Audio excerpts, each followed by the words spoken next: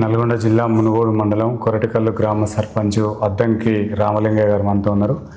గెలిచిన కాడ నుంచి ఇప్పటి వరకు అభివృద్ధి కార్యక్రమాలతో పాటు 99 రోజుల ప్రణాళికలో ఎట్లాంటి కార్యక్రమాలు వారు చేస్తున్నారు, గ్రామ అభివృద్ధికి వారి దగ్గర ఉన్న ప్రణాళిక ఏంటో అడిగి తెలుసుకునే ప్రయత్నం చేద్దాం. నమస్తే సార్. నమస్కారం సార్. సార్, మీరు గెలిచిన కాడ నుంచి ఇప్పటి వరకు ఈ సార్ ప్రోగ్రాం కానీ 99 రోజుల ప్రణాళిక కానీ ఎట్లాంటి అభివృద్ధి చేస్తున్నారు? సార్, ఇప్పుడు మా కాంగ్రెస్ గవర్నమెంట్ అధికారం వచ్చినటువంటి మా ఎమ్మెల్యే గారు కోమటిరెడ్డి రాజగోపాల్ రెడ్డి సహకారంతో మా గ్రామాలను కూడా అభివృద్ధి చేయడం జరుగుతుంది. ఇప్పుడు 100 రోజుల ప్రణాళికలో భాగంగా గృహజ్యోతి గృహిణులకు 200 యూనిట్ల ప్రకారం వాళ్ళకి ఇవ్వబడుతుంది.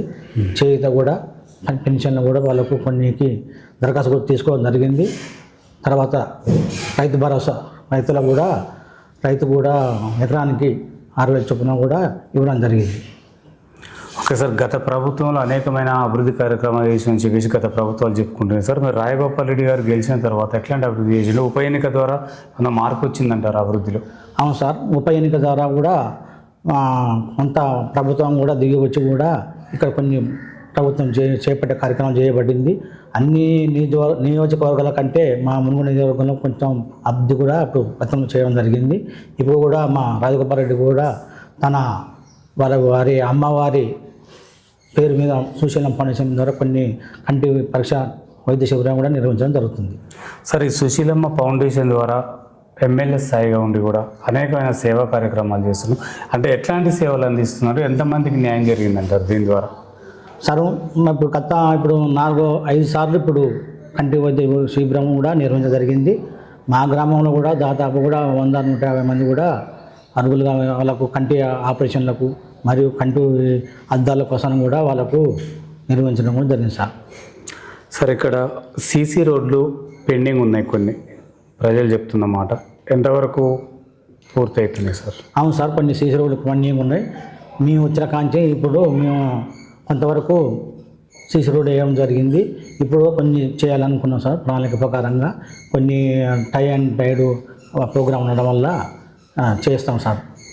సార్, ఈ డ్రైనేజీకి వీలు పడిన ప్లేసులు చాలా ఉన్నాయి సార్ ఈ ఊర్లో. అట్లాంటి కాడ ఇంకుడు గుంతలు కావాలని చెప్పేసి అంటున్నారు. మరి ఇంకుడు గుంతల పైన మీరు గ్రామ ప్రజలకు ఎలాంటి అవగాహన కల్పిస్తున్నారు సార్? సార్, ఇప్పుడు మా ఇంకుడు గుంతల మీద కూడా ప్రభుత్వం నిన్న మీటింగ్ సమావేశం పెట్టింది. దాని ద్వారా కూడా మేము ప్రతి ఇంటికి కూడా అరుగులకు కూడా డప్పు వేయించి స్టార్టింగ్ ద్వారా కూడా మేము గ్రామ సభ కూడా తీర్మానం పెట్టుకొని మేము ఇంకుడు గుంతలు కూడా ఎంతమంది అయితే లబ్ధిదారులు ఉంటాడో సేకరించడం జరుగుతుంది సార్. వారు కూడా త్వరలో కూడా ప్రభుత్వం కూడా 4,600 రూపాయలు వరకు వారి యొక్క ఖాతాలో కూడా ఇవ్వడం జరుగుతుంది. 1,500 వాళ్ళు తీసుకున్నందుకు కూడా ఉపాధి హామీ నుంచి కూడా ఇవ్వడం జరుగుతుంది సార్. సరే, పెద్ద గ్రామ పంచాయతీలో ఇందిరమ్మ ఇండ్లు ఎంతమంది లబ్ధిదారులకు న్యాయం జరిగిందంటారు సార్? గతంలో మాకు 33 ఇండ్లు మంజూరైనవి. అందులో 27 వరకు కట్టుకున్నాం సార్. ఇంకా 8 ఇండ్లు పెండింగ్లో ఉన్నాయి. వారు కూడా చెప్పడం జరిగింది. వారు కూడా నోటీసులు ఇవ్వడం జరిగింది. కట్టుకుంటామంటారు, కట్టుకోలేదని వారు కూడా మరి చెప్పి వాళ్ళకు కూడా సహకారం అందించి చేయాలని చూస్తున్నాం సార్. సార్, గత ప్రభుత్వం నిర్వహించిన డబుల్ బెడ్రూమ్ ఇండ్లు ఈ ప్రభుత్వంలో వాటిని పంపిణీ చేస్తే అనుకుంది సార్. అట్లా మీకు ఏమైనా అవకాశాలు ఉన్నాయా? ఇక మా గ్రామంలో మటుకు డబుల్ బెడ్రూమ్ ఏం లేదు సార్. స్థలాలు కట్టుకుని ఉన్న వారికి కూడా ఇవ్వాలని ఆలోచన ప్రభుత్వం కూడా సహాయ సహకారాలను అందిస్తుంది సార్. మరి ఇప్పుడు మా రాజగోపాల్ రెడ్డి సహాయ సహకారంతో కూడా ఇండ్లు లేని నిరుపేదలు కూడా గుర్తించడం జరుగుతుంది. వారు కూడా L1, L2, L3 ప్రకారం కూడా తీసుకోవడం జరుగుతుంది. ఇప్పుడు ప్రస్తుతానికి L1 ప్రకారం కూడా మనకు ఇందిరమ్మ ఇల్లు నిర్వహించడం జరుగుతుంది సార్. ఒకసారి ఈ గ్రామంలో భూతగాదాలు అంటే భూ పంచాయతీలు చాలా ఉన్నాయని తెలుస్తుంది సార్. అంటే గతంలో ధరణి ద్వారా కూడా కొన్ని సమస్యలు ఉండే, ఇప్పుడు భూభారతి ద్వారా ఏమైనా సెట్ అయ్యే అవకాశాలు ఉన్నాయంటారా? నా తమిళలో ఇప్పుడు జరిగిన ఉన్నాయి సార్. అది భూభారతి ప్రకారం కూడా ఇప్పుడు కూడా మనం భూభారతి చట్టం ప్రకారం కూడా భూ సర్వే చేయడం జరుగుతుంది. పైలట్ ప్రాజెక్ట్ కూడా సింగార్ గ్రామాన్ని కూడా మన ప్రభుత్వం కూడా తీసుకుంటుంది. దాన్ని ఒకవేళ సక్సెస్ అయితే అన్ని గ్రామాలలో కూడా భూభారతి చట్టం కూడా చేస్తారని ఆలోచిస్తున్నాం సార్. సార్, ఇక్కడ వీధి కుక్కలు చాలా బెడత బాగుంది అంటున్నారు సార్. ఎక్కడ కూడా మనుషుల కంటే ఎక్కువ అవుతున్నాయి అంటున్నారు. వాటి ద్వారా ప్రమాదాలు ఎదుర్కొంటున్నాం అంటున్నారు సార్. వాటిపైన ఎలాంటి నిర్ణయం తీసుకోబోతుంది గవర్నమెంట్ కానీ మీరు కానీ? మన గ్రామ సమస్య ద్వారా కూడా మా ప్రజల నుంచి కూడా వీధి కుక్కలు కూడా వినతి పత్రాలు రావడం జరిగింది. అయితే అది ఒక మానవ సంబంధించినటువంటి వాటికి పర్మిషన్ తీసుకోవాలి, వాటికి చేయాలని వాటికి మా కలెక్టర్ కూడా వినతి పత్రం ఇవ్వడం జరిగింది. దాని ద్వారా వ్యాధి నిరోధక తగ్గించడానికి ఇంజక్షన్లు ద్వారా చేయాలని చెప్పడం జరిగింది. దాన్ని కూడా త్వరలో కూడా మేము దాన్ని అరికట్టాలని మేము ఆలోచిస్తున్నాం సార్. సార్ ఇక్కడ రైతులకి పంట మార్పిడి విషయంలో అంటే వరినే కాకుండా ఇతర పంటలు పెట్టుకోవడం కోసం గ్రామ సభల ద్వారా రైతులకు అవగాహన సూచనలు ఎట్లా కల్పిస్తున్నారు సార్? ఎల్నిమో ప్రభావం వలన ఈ సంవత్సరం చాలా తీవ్రత ఏర్పడింది. ఈ సంవత్సరం కూడా మేము కూడా కొన్ని సమావేశాలు పెట్టడం జరిగింది. మన ఏఓ గారు, అగ్రికల్చర్ ఏడీ గారు కూడా మా గ్రామానికి సందర్శించడం జరిగింది. దాంతోపాటు కూడా ఇప్పుడు ఎల్నిమో ప్రభావం వలన పంట మార్పిడి చేయాలని కూడా మేము రైతులకు సూచించడం జరుగుతుంది. పంట పెట్టుకున్న అయితే వరికి ఎక్కువగా ప్రాధాన్యత గతంలో ఇచ్చేది, ఈ సంవత్సరం తగ్గించుకోండి, ఎందుకంటే రైతులు మనం నష్టపోతామనే ఉద్దేశంతో కూడా వాళ్ళకు సూచనలు సలహాలు కూడా ఇవ్వడం జరుగుతుంది సార్. సార్ ఇక్కడ యూరియా కొరత బాగా ఏర్పడుతుంది, యాప్ అర్థం కావట్లేదు, చిన్న మొబైల్స్ ఉన్న వాళ్ళకి ప్రాబ్లం అవుతుంది అంటున్నారు. సరే గ్రామ సభ అంటే గ్రామ పంచాయతీ ద్వారా వాళ్ళకి ఏమన్నా వసతులు ఏర్పాటు చేస్తున్నారా? ఎల్నిమో ప్రభావం వల్ల కొంతమందికి చదువురాని కూడా రైతులు ఉన్నారు. ఆ యాప్ ద్వారా కూడా కొంచెం తెలియకపోవడం వల్ల కూడా మా గ్రామంలో కూడా 3 ఫర్టిలైజర్ మందుల షాపులు ఉన్నాయి. వాళ్ళు కొంచెం ఆహ్వానం కూడా ఒక యాప్ ద్వారా కూడా మా అగ్రికల్చర్ ఏఈఓ గారు కూడా అవగాహన సదస్సులు నిర్వహించడం జరిగింది. వారు కూడా మేము ప్రభుత్వ దృష్టిని తీసుకుపోయి రైతులకు సాధ్యమైనంత వరకు కూడా యూరియా కూడా అందుబాటులోకి తేవడం జరుగుతుంది. సార్ ఈ 6 గ్యారంటీలలో ఒకటైనా ఉచిత కరెంట్ 200 యూనిట్ల కరెంటు సార్, అది కొంతమంది కాంచి బిల్స్ వసూలు చేస్తున్నారని తెలిసి ప్రజలు అంటున్నారు సార్. ఎంతవరకు వాస్తవం అంటారు? గ్యాస్ డబ్బులు కూడా పడతలేవు అంటున్నారు ప్రజలు. అయితే సార్ ఒక ఇంటిలో 3 అన్నదమ్ములు ఏర్పడ్డారు సార్. అయితే రేషన్ కార్డు ప్రకారంగా వాళ్ళకు ఇద్దరికే రేషన్ కార్డు ప్రకారంగా ఇవ్వడం జరుగుతుంది. వారు కూడా త్వరలో కూడా వాళ్ళు రేషన్ కార్డు కూడా దరఖాస్తు పెట్టుకోరు, కొంతమందికి ఇవ్వడం జరుగుతుంది. రేపు కుటుంబ రేషన్ కార్డు కూడా అందించడం జరుగుతుంది. వారు ఒకవేళ ఏర్పడ్డైతే వాళ్ళు కూడా దరఖాస్తు ద్వారా తీసుకొని కూడా ఈ యొక్క పథకం ద్వారా కూడా మేము చేయాలనుకుంటున్నాం సార్. అది త్వరలో కూడా అది కంప్లీట్ చేస్తాం సార్. నూతన పెన్షన్ లబ్ధిదారులు ఎంతమంది ఉన్నారు? ఎక్కువ ఏ అంశం దేనిపైన, ఏ సమస్య పైన మీ దృష్టికి వచ్చింది? మా గ్రామంలో నూతనంగా చాలా పెన్షన్లు దరఖాస్తు పెట్టుకున్నారు. మేము కూడా పరిశీలించడం జరిగినది. అందులో ముఖ్యంగా వృద్ధులకు ఎక్కువ ఉన్నది. వికలాంగులకు కూడా 27 మంది మా గ్రామంలో దరఖాస్తు పెట్టుకున్నారు. వితంతువులకు 32 మంది, వికలాంగులు 27 మంది, ఓఏపీ వారు 84 మంది దరఖాస్తు పెట్టుకోవడం జరిగింది. వారు కూడా త్వరలో కూడా ప్రతిపాదన కూడా ప్రభుత్వానికి పంపినాం. ఈ ఆగస్టు 15 కల్లా ప్రభుత్వం కూడా ఒకటి రేషన్ కార్డు కుటుంబ పత్రం కూడా ఇవ్వడం జరుగుతుందని చెప్పింది జరిగింది సార్. సార్ నర్సరీ ద్వారా ఎట్లాంటి మొక్కలు నాటుతున్నారు? ఇంటింటికి మొక్కల పంపిణీ కార్యక్రమం ఎప్పుడు పూర్తి చేస్తారు సార్? నర్సరీ ద్వారా కూడా మేము తయారు చేపిస్తున్నాం. అవి త్వరలో కూడా మేము కుటుంబానికి కూడా 2 మొక్కల చొప్పున ఇవ్వడం జరుగుతుంది.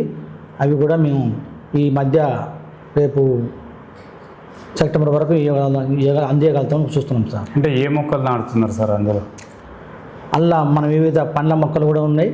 అందులో జామ చెట్లు ఉన్నాయి, నారింజ చెట్లు ఉన్నాయి, తర్వాత గుల్బర్గా చెట్లు ఉన్నాయి, సువాబు చెట్లు కూడా ఉన్నాయి, అందించడం జరుగుతుంది. ఎవరికి అందుబాటులో ఉన్న రైతులకు కూడా గట్ల పెట్టుకోవడానికి కూడా మేము చెట్లు కూడా తయారు చేయడం జరిగింది. ప్రతి కుటుంబానికి కూడా ఇంటికి కూడా మొక్కలు నాటడానికి కూడా పండ్ల మొక్కలు కూడా ఇవ్వడం జరుగుతుంది సార్. సార్ ఇక్కడ రైతులకు పొలాల దగ్గరికి వెళ్ళే డొంకలు కొన్ని పెండింగ్ ఉన్నాయి అంటున్నారు సార్. మరి ఉపాధి హామీ ద్వారా పూర్తి చేయలేకపోయారు? గత ప్రభుత్వం ఎన్ఆర్ఈఎస్ పథకం పెట్టింది సార్. ఈ సంవత్సరం కూడా కేంద్ర ప్రభుత్వం జిఎం రామ్జీ అనే పథకం కూడా పెట్టింది. ఇప్పుడు అవి కూడా రైతుల నుంచి కూడా మేము గ్రామ సభ ద్వారా కూడా వినతుల పత్రం తీసుకొని అవి కూడా గుంటలు ఎడ ఉన్నాయి కూడా సేకరించి ఇప్పుడు పథకం కూడా ఇప్పుడు ఇంకుడు గుంతలు కూడా ఒకటి పథకం వచ్చింది సార్ ఇంటింటికి.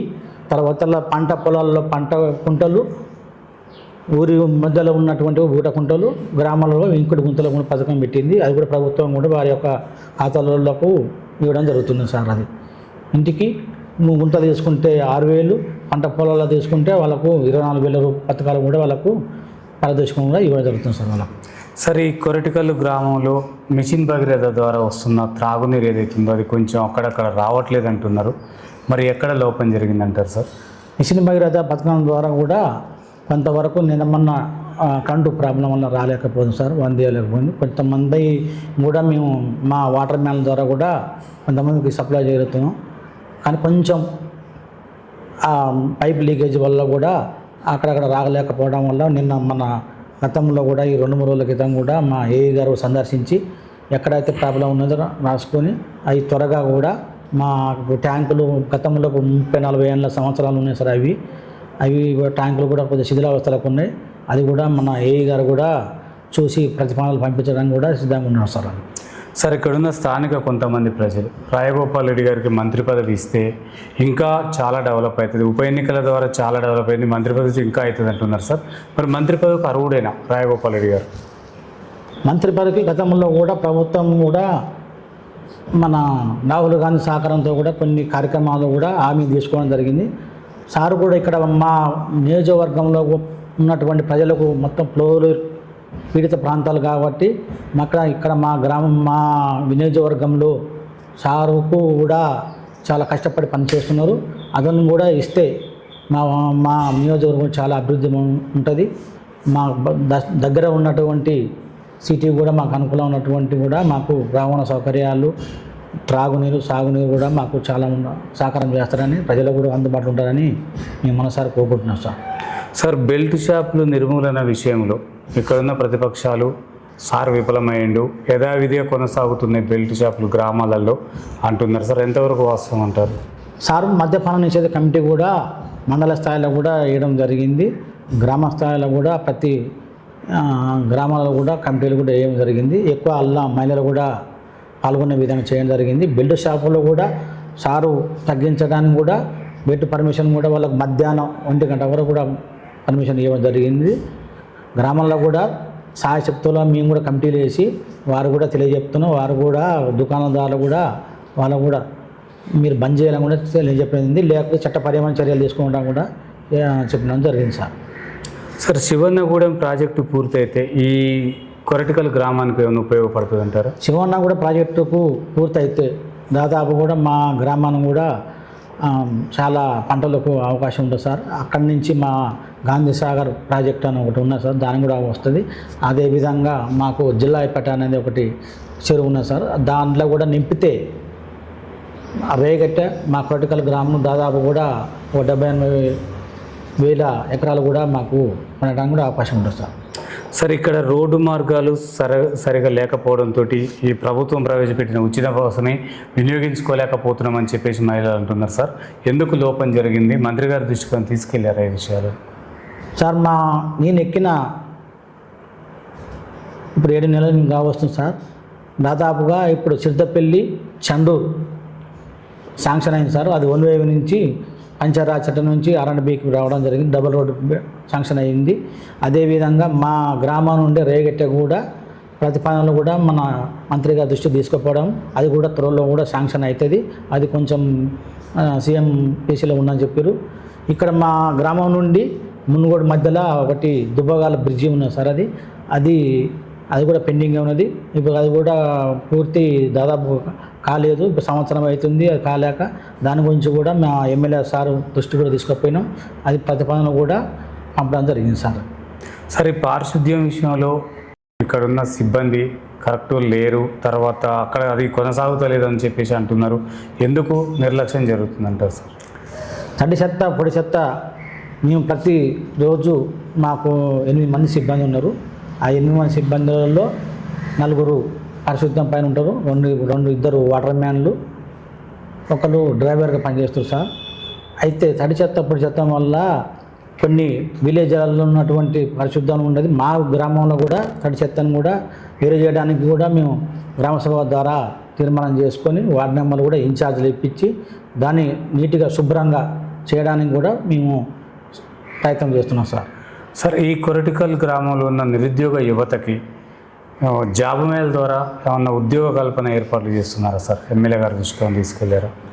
చేస్తున్నాం సార్. మేము కూడా ప్రయత్నం కూడా మా గ్రామంలో కూడా చాలామంది నిరుద్యోగ యువత ఉన్నది. మా మండలంలో కూడా ఉన్నటువంటి గ్రామాలలో కూడా మాది రెండో విలేజీ, చాలా మేజర్ గ్రామ పంచాయతీ.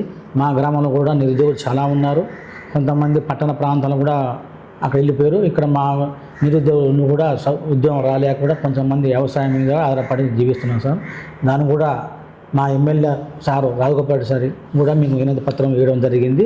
అది కూడా రేపు త్వరలో కూడా ప్రయత్నం చేస్తాను చెప్పాను జరిగింది సార్. సార్ ఇక్కడున్న విద్యార్థులు ఎవరైతే పిల్లలు, స్కూల్ పిల్లలు మొత్తం కూడా ప్రైవేట్ వైపుకు బాగా వెళ్తున్నారట. బస్సులు వస్తున్నాయి, పిల్లల్ని తీసుకెళ్తున్నారు. కానీ ఇక్కడున్న స్థానికంగా ఉన్న ప్రభుత్వ పాఠశాలలో ఎవరు చేరట్లేరు. బడిబాట కార్యక్రమం ద్వారా మరి తల్లిదండ్రులలో కానీ పిల్లల్లో కానీ ఎలాంటి చైతన్యం తీసుకొచ్చినారు సార్ మీరు? నిజంగా సార్, మా గ్రామంలో కూడా ఇప్పుడు 3-4 పాఠశాలలు ఉన్నటువంటి ప్రైవేట్ పాఠశాలకు పోవడం జరుగుతుంది. ఈ సంవత్సరం కూడా మేము గ్రామ సభ ద్వారా కూడా ప్రధాన ఉపాధ్యాయులు మా పాలక మండలి అందరం కలిసి ప్రతి ఇంటికి కూడా మేము చెప్పడం జరిగింది. గ్రామ సభ ద్వారా కూడా తెలియజెప్పడం జరిగింది. గతంలో కంటే ఈ సంవత్సరం మా గ్రామంలో ఇప్పుడు 232 మంది విద్యార్థులు ఉండడం జరిగింది. ఇంకా త్వరలో కూడా వారు కూడా మా ఇంటింటికి వెళ్ళి కూడా పాఠశాలను కూడా అభివృద్ధి చేయడానికి కూడా సాయశక్తి కృషి చేస్తున్నాం. ఇంకా ప్రైవేటు విద్యార్థులను కూడా తగ్గించడానికి కూడా మా తల్లిదండ్రులు కూడా అవేర్నెస్ క్యాంప్ ద్వారా కూడా తెలియజేయాలని మేము త్వరలో చెప్పడం జరుగుతుంది సార్. సరే, పల్లె దవాఖానా ద్వారా గ్రామంలో ఉన్న ప్రజలకి వైద్యం ఏ విధంగా అందుతుందంటారు సార్? పల్లె దవాఖానా ద్వారా ప్రతి సోమవారం నుండి శనివారం వరకు తీయడం జరుగుతుంది సార్. డాక్టర్ కూడా ప్రాథమిక ఆరోగ్య ఉప కేంద్రం ద్వారా కూడా ఉప వైద్య అధికారి కూడా ఉండడం జరుగుతుంది. కానీ ఇక్కడ బీపీ గోళీలు మరియు షుగర్ గోళీలు కూడా కొంచెం అందుబాటులో లేవు. అది కూడా మేము అధికారుల దృష్టికి తీసుకుపోయి చెప్పడం జరుగుతుంది. అవి అందే విధంగా కూడా ఇక్కడ మా గ్రామంలో కూడా బాలింతలు, గర్భిణీలు, స్త్రీలు, పిల్లలకు కూడా టీకాలు కూడా వాళ్ళకు పల్స్, పోలియో కూడా నిర్వహించడం జరుగుతుంది. అది కూడా ఈ బీపీ టాబ్లెట్స్ ఎక్కువ మా గ్రామంలో బీపీ, షుగర్ టాబ్లెట్స్ కూడా ఎక్కువ అందే విధంగా కూడా ప్రభుత్వాన్ని కూడా ప్రతిపాదనలు పంపడం జరుగుతుంది సార్. సార్, మహిళా భద్రత కొరకు మీ కాడ ఎట్లాంటి ప్రణాళిక ఉంది సార్? మహిళల కోసం కూడా మా విలేజ్లో 2 వివో సంఘాలు ఉన్నాయి. ప్రతి సంఘానికి 30 మంది సంఘాలు చొప్పున 60 సంఘాలు ఉన్నాయి. ప్రతి మహిళలు కూడా ఒక ఉపాధి కల్పించడం కూడా ట్రైనింగ్ కూడా వాళ్ళకి ఇవ్వడం జరుగుతుంది. వారు కూడా రేపు జరగబోయే ఈ 2-3 రోజుల్లో కూడా వాళ్ళకు కుట్టు మిషన్ శిక్షణ కేంద్రం కూడా నిర్వహించడానికి కూడా ప్రభుత్వం ప్రతిపాదనలు పంపడం జరిగింది. వారు కూడా ప్రతి నెల వాళ్ళు పొదుపు చేసుకుంటే వాళ్ళకు పావుల వడ్డీ రుణం కూడా ఇవ్వడం జరుగుతుంది. అది కూడా మన గ్రామ సభ ద్వారా కూడా అధికారులు చెప్పడం జరిగింది. వాళ్ళు కూడా మహిళలు కూడా బలోపేతం చేయడానికి కూడా ప్రభుత్వం సహాయ సహకారాలు కూడా అందిస్తారని చెప్పడం జరుగుతుంది సార్. సార్, ఇక్కడ గ్రామానికి సీసీ కెమెరాలు కావాలంటున్నారు సార్. మరి ఏర్పాట్లు ఏమైనా చేశారా? దాతలు ఉన్నారా ఎవరన్నా? దాతలు ఇప్పుడు ప్రస్తుతానికైతే ఏం లేరు సార్. మేమే మా గ్రామ పంచాయతీ నుంచి మేము ఇప్పుడు ఫస్ట్ నెక్కంగానే నేను ఇప్పుడు 42 సీసీ కెమెరాలు ఫిట్ చేయడం జరిగింది సార్. ప్రతి నిఘా నేత్రం కూడా ప్రతి వార్డుకు, ప్రతి రోడ్డు మెయిన్ రోడ్లో కూడా పెట్టడం జరిగింది. ఏమైనా అవాంఛనీయ సంఘటన జరగకుండా కూడా ఊరు భద్రత కోసం కూడా ఏర్పాటు చేయడం జరిగింది సార్. సార్, ఇక్కడున్న కొంత ఆకతాయి నిరుద్యోగ యువత మొత్తం కూడా మద్యానికి బానిసలతో పాటు బైక్ రేసింగ్ చేసడం, హెల్మెట్ లేకుండా జరగడం, ఇవన్నీ జరగకుండా పోలీసు వాళ్ళ ద్వారా ఏమన్నా అవగాహన సదస్సులు ఏర్పాటు చేశారా సార్? గతంలో చేయడం జరిగింది. ఈ మధ్య మన ప్రాథమిక హై స్కూల్ కేంద్రంలో కూడా మద్యపానంపై మద్య నిషేధ కమిటీ కూడా డ్రగ్స్ పై కూడా అవగాహన చేయడం జరిగింది. యువత ఎక్కువ మద్యానికి బానిసయి సిగరెట్, గుట్కా, పానులు, గంజాయికి అలవాటు పడకుండా కూడా మేము డ్రగ్స్ పై కూడా సమావేశం నిర్వహించడం జరిగింది. అది కూడా వారి యొక్క పిల్లలు ఈ మద్యపానం సేవించడం వలన ఆరోగ్యం ఖరాబ్ అయి యువత కూడా ఖరాబ్ అయి కుటుంబం కూడా నాశనం అయిపోతుంది. దానిపై కూడా శిక్షణ ఇవ్వాలని కూడా మేము గతంలో కూడా ప్రతిపాదనలు పంపినాం. ఈ మధ్యనే మన రాజు న్యూస్ వారు కూడా స్కూళ్ళలో కూడా అవగాహన సదస్సు నిర్వహించి డ్రగ్స్ పై కూడా నిషేధ కమిటీని కూడా వేయాలని కూడా మేము నిర్వహించుకున్నాం సార్. సార్, గత సర్పంచ్ల కంటే, గత నాయకుల కంటే కూడా మెరుగైన అభివృద్ధి అందించడం కోసం ఈ కొరటికల్ గ్రామ సర్పంచ్గా మీ దగ్గర ఎలాంటి ప్రణాళిక ఉంది సార్?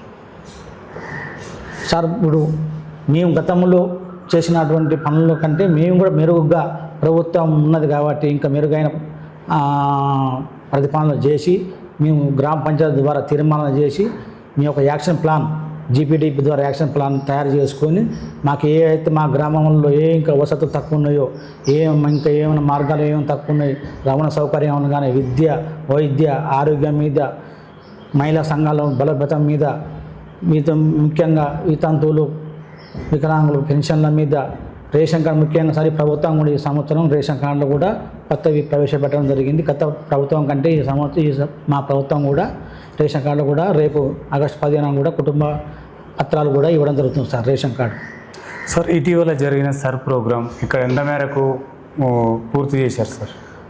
మా గ్రామంలో 3 బూతులు ఉన్నాయి సార్. 3 బూతులలో ఈ సర్ ప్రోగ్రాం మీద 95.8% పూర్తయింది సార్. ఇప్పుడు కూడా ఇంకా కొంతమంది చనిపోయిన వాళ్ళే, పెళ్ళిళ్ళు అయిన వాళ్ళని కూడా సేకరించి వారి అన్నీ కూడా మేము 99% చేయడానికి కూడా ప్రయత్నం చేస్తున్నాం. అంటే ఎంత తొలగించడం ఏమైనా జరిగిందా సార్? డబల్ ఓట్లను తొలగించారు. కొన్ని డబల్ ఓట్లు కూడా వాళ్ళకు నోటీస్ ద్వారా పంపించడం జరిగింది. తర్వాత చనిపోయిన వాళ్ళు తీసేయడం జరిగింది. గతంలో కూడా పెళ్ళిళ్ళు అయిన ఆడపిల్లలు కానీ అబ్బాయిలు కానీ కొంతమంది కూడా వాళ్ళని సేకరించి వాళ్ళ నోటీసులు కూడా పంపించింది. ఈ నెల 10 తారీఖు వరకు కూడా కంప్లీట్ అయిపోద్దని మేము ప్రతిపాదన చేసాం సార్. సార్ రాష్ట్ర ప్రభుత్వం నుంచి గ్రామ పంచాయతీలకు ఎలాంటి నిధులు రావట్లేదు, అభివృద్ధి సాధ్యం కావట్లేదు అంటున్నారు సార్. మరి మీకు ఎలా సాధ్యమవుతుంది ఇవన్నీ చేయడానికి? రాష్ట్ర ప్రభుత్వం కూడా గతంలో ఫండ్స్ ఇంకా రాలేదు సార్. 26-27 నుంచి 15 ఫైనాన్స్ మాత్రమే వచ్చింది. ఇంకా 16 ఫైనాన్స్ కూడా రావాలి, ఎస్డిపి ఫండ్స్ కూడా రావాలి. మాకు కూడా సర్పంచ్లు కూడా ఒక 5 నెలల జీతాలు కూడా రావడం జరిగింది. ఇంకా ప్రభుత్వ ఫండ్స్ వస్తే, కేంద్ర ప్రభుత్వం కానీ రాష్ట్ర ప్రభుత్వ ఫండ్స్ ఇంకా వస్తే మా గ్రామాల్లో కూడా ఇంకా మంచి అభివృద్ధి అయిన మెరుగైన పనులు చేయాలన్నాం. ఇప్పుడు కూడా మా గ్రామంలో కూడా నిరుద్యోగ చదువుకోవడానికి కూడా గ్రంథాలయం ఏర్పాటు చేయాలని ఇతరుల్లో కూడా నిర్ణయం తీసుకోవడం జరుగుతుంది సార్. అంటే గ్రంథాలయానికి ప్రభుత్వ భూమి ఉందా సార్? గ్రంథాలయానికి మా యొక్క గ్రామ కట్టడం ద్వారా రూమ్ సేకరించినాం సార్. దాన్ని కూడా ఒక దాతలు ఏమైనా ముందుకు వస్తే మేము గ్రంథాలయం కూడా కట్టించడానికి దాన్ని కూడా ఏర్పాటు చేసి మా నిరుద్యోగ యువత కూడా ఒక గ్రంథాలయం తయారుంటే అక్కడ చదువుకోవడానికి ఉండడానికి కూడా మన ప్రభుత్వ పథకాలు కూడా తెలుసుకోవడానికి కూడా అవకాశం ఉంటుంది. నిరుద్యోగ యువత కూడా తగ్గించడానికి కూడా మాకు కూడా సహాయశక్తి కృషి చేస్తున్నాం సార్. సార్ ఈ కొరటికల్లుకి గ్రామ అభివృద్ధికి ఆర్థిక వనరులు ఏ విధంగా ఉన్నాయి సార్? ఇక్కడ మా గ్రామంలో ఎక్కువ వ్యవసాయం మీద ఆధారపడి ఉంటుంది సార్. ఈ సంవత్సరం ఎన్నో ప్రభావం వల్ల కొంచెం వరకు తగ్గింది. ఎక్కువగా మా గ్రామంలో వ్యవసాయం మీద, వరి పంట మీద ఆధారపడి ఉంటాం. ఇప్పుడు ఈ సంవత్సరం కూడా ఆ వరి పంట తగ్గించి పత్తి పంట వేయడానికి మేము అందరికి మా రైతులకు కూడా అవగాహన సాధించినాము. దాంతోపాటు కందిసేను కూడా కొంతమంది మా రైతులకు కూడా చెప్పడం జరిగింది సార్. సార్ గ్రామ సభలో మేజర్గా ఏ సమస్య పైన ఎక్కువ మీ దృష్టికి వస్తున్నాయి సార్? దాన్ని ఎలా పరిష్కరిస్తున్నారు మీరు? మా గ్రామంలో మేజర్గా త్రాగునీరు, పారిశుద్ధ్యం, మాకు ఈ మురుగు కాలువల మీద ఎక్కువ తీసుకుంటున్నాం సార్. మాకు గ్రామంలో త్రాగునీరు, పారిశుద్ధ్యం, మురుగు కాలువలు, తర్వాత కరెంటు సార్, విద్యుత్ దీపాలు కూడా ఎక్కడైనా పోయినట్టయితే అవి కూడా మేము సేకరించి మా సిబ్బంది ద్వారా అవి ఎప్పటికీ మేము ఏర్పాటు చేయడం సార్. సార్ ఇక్కడ వార్డు మెంబర్లు కానీ ఉప సర్పంచి అంటే గ్రామ అభివృద్ధికి ఎలాంటి సపోర్ట్ చేస్తున్నారు సార్ వాళ్ళు? మా పాలక మండలి ప్రతి నెల మేము మీటింగ్ సమావేశాలు పెట్టుకోవడం జరుగుతుంది. అక్కడ ఉన్నటువంటి అంశాల మీద మేము చర్చించి మా గ్రామంలో ఏ సమస్య ఉంటే అవి చర్చించి అవి ముందు తీర్మానం చేసి అవి పనులు చేయడానికి మేము ముందుకెళ్తున్నాం సార్. ఇప్పుడు ముఖ్యంగా మేము ఎక్కువ త్రాగునీరు, పారిశుద్ధ్యం, మురుగు కాలువల మీద ఉన్నాయి సార్. ఇప్పుడు ఈ వ్యాధి సీజన్లు కాబట్టి మా గ్రామంలో ఎక్కువ చెత్త బాగున్నది సార్. అక్కడక్కడ చెత్త ఉన్నది. దాని ద్వారా కూడా మేము మా సిబ్బంది ద్వారా కూడా మొక్కల ద్వారా తొలగించి ఇప్పుడు మేము ప్రతి మురికి కాలంలో కూడా మేము దోమల మందు కొట్టడం జరిగింది సార్. ఈ త్వరలో కూడా మేము దాన్ని కూడా ఇంకా కొట్టడానికి, దానికి మురికి కాలం తీయడానికి, దోమలను కూడా నివారించడానికి, ఎందుకంటే ఇక్కడ మా ప్రజలకు కూడా ఈ దోమల వలన వ్యాధులు రాకుండా మేము అరికట్టాలని ప్రయత్నం చేయడం జరుగుతుంది సార్. సార్ అంటే మీరు రాకముందు గ్రామంలో స్వచ్ఛ భారత్ కింద కొన్ని మరుగుదొడ్లు ఇంటింటికి ఏర్పాటు చేసడం జరిగింది సార్. వాటికి బిల్లులు రాలేవంటున్నారు కొంతమంది, మరి మీ దృష్టికి ఏమైనా వచ్చినాయి సార్? అవును, నిజమే సార్. మా దృష్టికి మా గ్రామ సభల ద్వారా కూడా చాలామంది కూడా మురికిగా మరుగుదొడ్డు కట్టుకోవడం జరుగుతుంది. వాళ్ళ బిల్లు రాలని మా దృష్టి కూడా వచ్చింది. వాళ్ళు ఎంతమంది అయితే రాలేదో కూడా మేము లిస్ట్ తయారు చేసుకొని మా ఎంపీడీఓ కార్యాలయం కూడా ఇవ్వడం జరిగింది సార్. సార్, రాజగోపాల్ రెడ్డి గారికి మంత్రి పదవి ఇవ్వకపోతే పార్టీ మారుతాడు అనేది కొంత టాక్, ఎంతవరకు వాస్తవం అంటారు? సారు సాధ్యమైనంత వరకు అయితే పార్టీ ఏం మారాడు సార్. కొన్ని అపోహలు మాత్రమే వస్తున్నాయి. అది పార్టీ ఏం మారాడు సార్.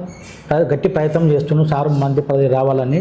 ఇక్కడ ఉన్నటువంటి ఫ్లోరిన్ ఎక్కువ ఉన్నది కాబట్టి ఈ ప్రజలను మాట ఇచ్చిండు సారు. కాబట్టి పార్టీ మారాడు సార్. మంత్రి పదవి కోసానికే సార్ ప్రయత్నం చేస్తున్నాం. సార్, ఎమ్మెల్యే గారికి రైతుల పట్ల సార్కి ఎట్లాంటి అవగాహన ఉందంటారు? సార్, వ్యవసాయం పైన కానీ రైతుల పైన కానీ ఎక్కువ సారు వ్యవసాయం పైన, ఈ విద్యుత్ పైన మన ఎమ్మెల్యే క్యాంప్ కార్యాలయంలో కూడా సమావేశం ఏర్పాటు చేసి విద్యుత్ మీద ఎక్కువ ప్రతి గ్రామంలో విద్యుత్తు ఉండాలి. దానివలన రైతులు కూడా ఇబ్బంది పడకుండా, లో వోల్టేజ్ రాకుండా పంటలు మోటార్లు ఖరాబ్ అవుతాయి. కాబట్టి అక్కడ ప్రతి గ్రామానికి ఒక మేజర్ గ్రామ పంచాయతీ సబ్ స్టేషన్ కూడా నిర్వహించడం జరిగింది. అదేవిధంగా మా గ్రామంలో కూడా నిన్న మొన్న సబ్ స్టేషన్ ఏర్పాటు చేయడం జరిగింది. ఇంకా కూడా కొంచెం మెరుగైన సబ్ స్టేషన్ కోసం కొన్ని ట్రాన్స్ఫార్మర్లు కూడా మా గ్రామంలో కూడా ఇప్పుడు లూజ్ లైన్లు ఉన్నాయి సార్.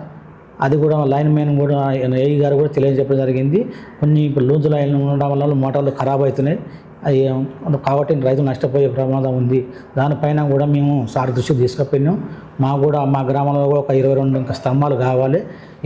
ఏఈ గారు కూడా చెప్పడం జరిగింది. కాంట్రాక్టర్ కూడా ఇంకా కొంచెం మాకు ఇంకా నెగ్లెక్ట్ చేస్తుంది. దాని మీద కొంచెం మాకు మా గ్రామంలో స్తంభాలు ఇప్పిస్తే ఒక లోతున నుండి కాపాడుకుంటే రైతులు కూడా ఇబ్బంది పడడం జరుగుతుంది సార్. సార్, ఫైనల్గా కొరటికల్లు గ్రామ ప్రజలకి ఈ అద్దంకి రామలింగయ్య గారు అయితేనే మన సమస్యలు పరిష్కారం అవుతాయని చెప్పేసి 5 సంవత్సరాల ఒక బాధ్యతను మీ పైన పెట్టారు సార్. వాళ్ళ నమ్మకం ఒమ్ము కాకుండా ఎలా మీరు వాళ్ళని సాటిస్ఫాక్షన్ చేస్తారు ప్రణాళిక ఉందంటారు? ముఖ్యంగా మా కొరటికల్లు నా గ్రామ ప్రజలకు నాకు చాలా సహకరించారు సార్. నాకు 908 ఓట్లతోటి మెజార్టీతో గెలిపించారు.